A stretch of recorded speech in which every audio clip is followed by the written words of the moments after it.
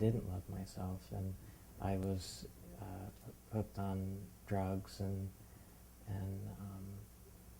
I've been clean for 4 years now from everything, and really learned how to take this to be able to help other people who were in the same situation or going through a life-threatening illness, and to be able to help them to find that love within themselves so that they can love themselves. And so from this, I decided to start a nonprofit organization so that I could offer these services and to be able to help people. So I formed the Body, Mind, Spirit Center, a nonprofit organization, to be able to offer self-hypnosis and guided meditation CDs, as well as services at our center in Michigan and throughout the country to people with life-threatening illnesses.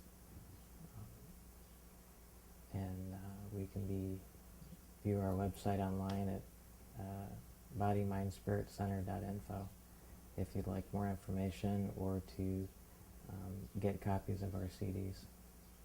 Thank you. When the doctors had came in and told me that there was nothing else they could do for me and that they wanted to send me home with hospice, that night, while I was lying there in the hospital bed, my grandmother came to me who had passed.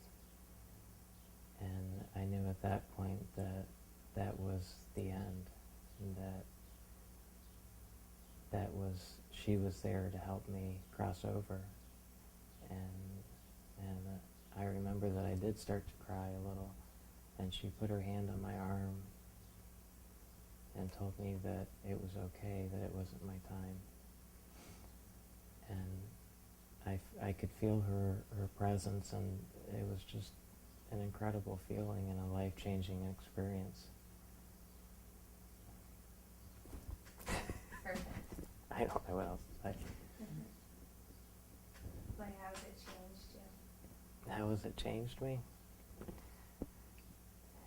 It's completely changed the way I look at things, my priorities in life. I appreciate the small things in life. I used to have the expensive things and have to have everything that new technology and whatever everybody else had, and now I've realized that it doesn't matter. You know, that life is the precious gift, and that's the only thing that I need. Good. And that's all you That's get. what we need, yeah. Okay. Yep. Ready? Mm-hmm. Hi, I'm Kimmie Rosaff, and I've had 2 near-death experiences in my life.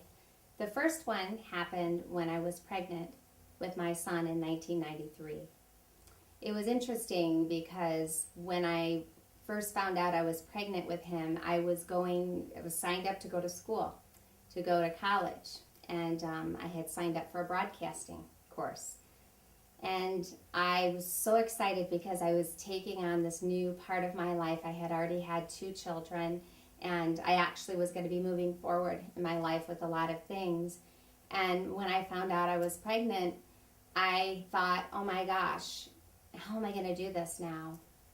And because every child is a blessing, I have 5 children now. I've never not wanted my children, but sometimes things come up and they just kind of surprise you, and you're like, what am I going to do?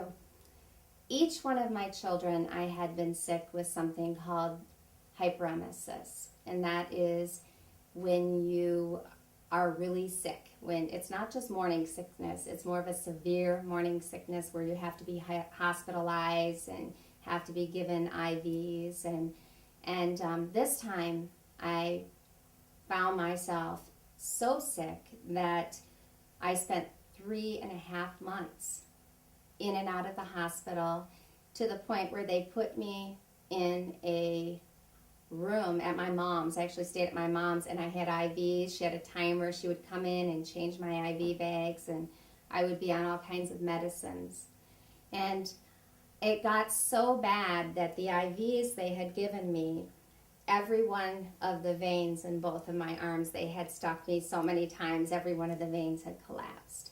And my grandmother, who's from London, Ontario, Canada, came to see me, and she walked in the room, and she looked at me, and she walked out. And I thought, that's odd. Why? She would normally come up and kiss me and say hello, and she couldn't. She saw me, and her heart couldn't take it. And they even wanted me to not have my child. I was given that advice, but because I know children are blessings, I knew that he was given to me for a very specific reason. And I did get to find out why, besides all the blessings he gives me now. I was given an opportunity to start to heal better when they put a shunt in my chest to feed me, and I had a little IV bag I would carry around with me. But the real experience came one night when I was sleeping. My heart rate would slow down and it would rise, and my blood pressure was very low. And because my body was so weak, it wasn't getting the right nutrients, and even with having this bag, it helped me, but I still was getting sick. I would actually sleep on a bucket at night. And what happened was amazing. I woke up one night, and I'm sure it wasn't waking up because I was sleeping, but I found myself moving out of my body. And I could see myself looking down at my body below, and my husband who was next to me. And I saw an angel reaching, looked like a female, her hand out to me and asking me to come with her. And I remember looking up, and I remember screaming and going, no, I don't want to go. It's not my time. I don't want to go. But I really believe had I touched her hand, I would have left. I woke up, and my husband heard me screaming because I was speaking as I was sleeping. I felt myself moving back into my body, and it was almost like something had just shot me back in my body. But I felt also when I was up there, it was a peaceful, peaceful feeling, like I was floating. I was everywhere. When I woke up, I decided after my mom that next day, it makes me wonder, like, she got that message too that night. She came in and she said, Kim, this is your choice. Are you going to be better? And I decided I would get better. And I did. But what I also found was that my intuition had increased. I was starting to see auras around trees. I could see the auras around my children, around the pumpkins, when I decided that the first thing I was going to do was go to a pumpkin patch and pick pumpkins with my children. I started to listen and feel more. I remember even going camping, and a deer, this was up in Indiana, came and took bread out of my hand. There was some type of peace, and this was a wild deer, peace that occurred within me. Something was different. So I decided to follow a pathway that has been something in our family. My Nana Blake, she used to read tea leaves, and she taught me when I was little how to see things and visualize things.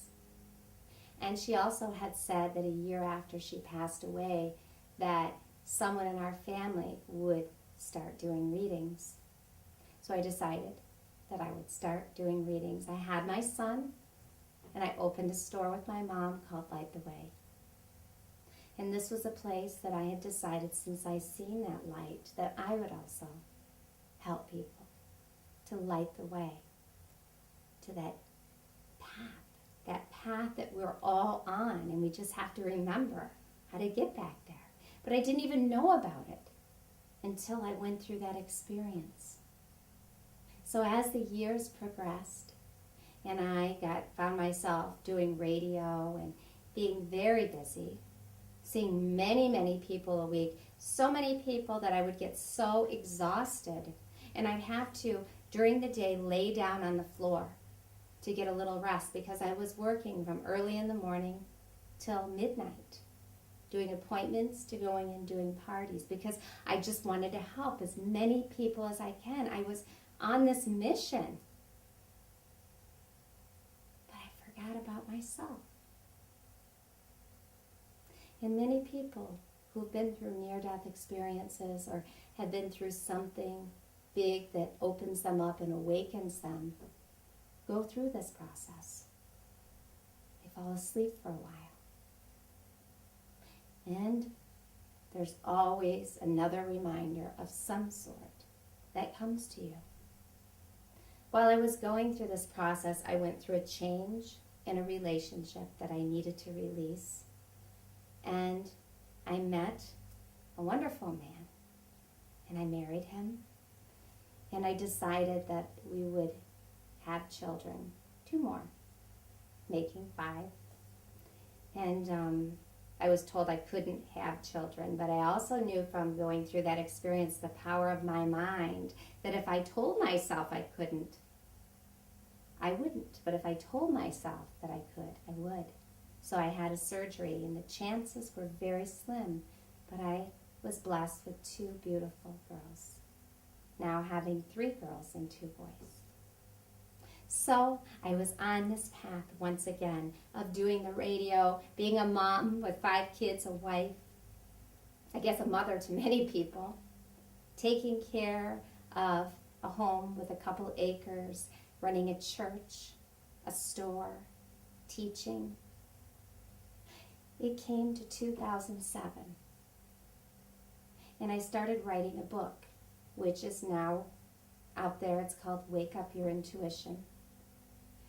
And I found that I wrote this book and I was able to put in all the things that I had learned about developing your senses and all the things that I had been taught by my grandmother, and even inspired by a great-great-uncle who was a very well-known poet, William Blake. I would read his work and see his pictures, and they would speak to me and develop my psychic sight and my psychic hearing. Everything was there. But I just couldn't finish the book. Something was missing. So this was about the spring of 2007. I started to notice that I was getting really weak. It took a lot of energy to get up, like within 3 or 4 feet, and just walk to pick things up. But me, because of having 5 children, I was pushing, and because of feeling like I got to be there for other people, I pushed and I pushed and I pushed myself. You know how it goes. We all do that. We go through life and we think, I just have to do this. And we don't listen to our body. Even people with it that have addictions, we just keep doing that. If I just take this pill, I can keep going. If I just do that, I can keep going. If I take this drink, whatever it is. My drug of choice was that adrenaline of helping others. And if you notice, I go out here because I was out here. My son plays baseball. I went to a baseball game, and I remember sitting in the sun, and it was late May of 2007, and I remember getting very dizzy, very, very dizzy.